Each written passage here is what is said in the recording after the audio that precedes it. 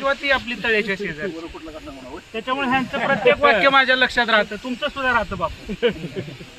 ह्यांचं प्रत्येक वाक्य लक्षात राहतं. आता त्यांनी त्या कार्यक्रमात एक वाक्य सांगितलं, तुम्ही विचार करता ते नाही, दुसरं आहे. त्यांनी शेवटी सांगितलं की संयम हा खूप महत्त्वाचा असतो. मला वाटतं इथून पुढल्या आयुष्यात सुद्धा तुम्हाला संयम ठेवायचा आहे.